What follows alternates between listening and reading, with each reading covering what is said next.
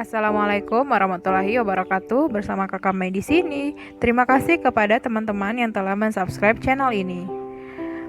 Pada video kali ini kita akan membahas part kedua dari materi tes wawasan kebangsaan nasionalisme. Part satunya cek di video sebelum ini ya. Ideologi dan konstitusi. Konstitusi berasal dari bahasa Prancis constituer yang berarti membentuk. Konstitusi dalam bahasa Belanda dikenal dengan istilah grondwet yang artinya undang-undang dasar. Konstitusi secara ketatanegaraan mempunyai arti pembentukan suatu negara atau menyusun serta menyatakan suatu negara. Konstitusi dalam arti sempit adalah dokumen yang berisi aturan serta ketentuan yang mempunyai sifat pokok ketatanegaraan suatu bangsa. Konstitusi dalam arti luas adalah keseluruhan aturan serta ketentuan dasar, hukum dasar baik tertulis maupun tidak tertulis yang mengatur penyelenggaraan pemerintahan negara. A. Kedudukan konstitusi. 1. Sebagai hukum dasar. Konstitusi memuat aturan-aturan pokok mengenai penyelenggaraan suatu negara, yaitu badan-badan atau lembaga pemerintahan yang memberikan kekuasaan tersebut terhadap badan-badan pemerintahan. 2. Sebagai hukum tertinggi. Konstitusi mempunyai kedudukan tertinggi terhadap peraturan-peraturan yang lain dalam tata hukum suatu negara. B. Jenis-jenis konstitusi. 1. Konstitusi tertulis, yang dikenal sebagai Undang-Undang Dasar yang menjelaskan kerangka serta tugas-tugas pokok dari badan-badan pemerintahan serta menentukan cara kerja dari badan-badan pemerintahan tersebut. 2. Konstitusi tidak tertulis, yang dikenal dengan konvensi, suatu aturan yang tidak tertulis, yang ada dan dipelihara pada praktek penyelenggaraan negara. C. Sifat konstitusi. 1. Fleksibel atau supel, di mana konstitusi dapat diubah melalui prosedur yang sama dengan prosedur pembentukan undang-undang pada negara yang bersangkutan. 2. Rigid atau kaku, di mana konstitusi dapat diubah melalui prosedur yang berbeda dengan prosedur pembentukan undang-undang pada negara yang bersangkutan. D. Tujuan konstitusi. Memberikan batasan-batasan terhadap kekuatan atau kekuasaan penyelenggaraan negara agar tidak dapat berbuat sewenang-wenang dan menjamin hak-hak warga negaranya.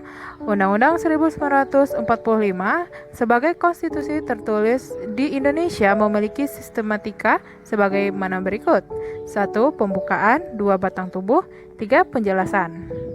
Kedudukan dan hubungan pembukaan Undang-Undang Dasar 1945 dengan batang tubuh adalah pembukaan UUD 1945 mempunyai kedudukan lebih tinggi dibandingkan batang tubuh, dikarenakan pada pembukaan UUD 1945 terkandung dasar negara Pancasila, fungsi dan tujuan bangsa Indonesia, serta bentuk negara Indonesia Republik.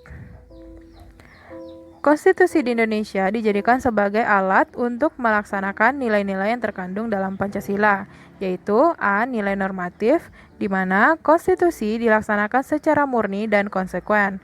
B. Nilai nominal, di mana secara hukum konstitusi tersebut berlaku, namun kenyataannya kurang sempurna dikarenakan pasal-pasal tertentu dari konstitusi tersebut pada kenyataannya tidak berlaku.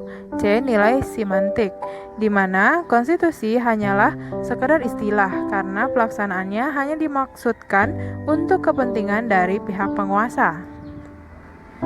Makna pembukaan UUD 1945. 1. Alinea pertama.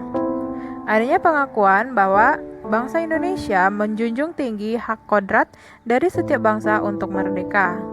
Adanya suatu keinginan bangsa Indonesia untuk melepaskan diri dari penjajah. Adanya pernyataan bahwa bangsa Indonesia siap untuk membantu bangsa-bangsa lainnya untuk memerdekakan diri. Adanya pernyataan bahwa bangsa Indonesia tidak menyetujui adanya penjajahan di atas dunia karena tidak sesuai dengan peri kemanusiaan dan peri keadilan. Alinea kedua, perjuangan bangsa Indonesia telah sampai pada saat yang tepat, yaitu kemerdekaan.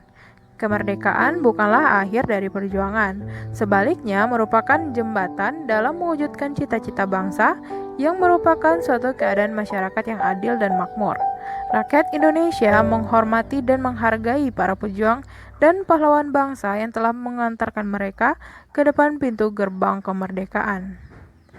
Alinea ketiga, adanya pengakuan religius bahwa kemerdekaan yang diperoleh adalah berkat rahmat Tuhan Yang Maha Esa. Adanya pernyataan proklamasi kemerdekaan Indonesia. Kemerdekaan bangsa Indonesia dimotivasi oleh keinginan yang luhur untuk menjadi sebuah bangsa yang terbebas dari penjajahan. Makna alinea keempat, melindungi segenap bangsa Indonesia, memajukan kesejahteraan umum, mencerdaskan kehidupan bangsa, ikut serta dalam melaksanakan ketertiban dunia berdasarkan kemerdekaan dan perdamaian abadi. Dasar negara adalah Pancasila. Oke, sekian dulu. Thank you for watching. Jangan lupa like, comment, dan share ke teman-temanmu.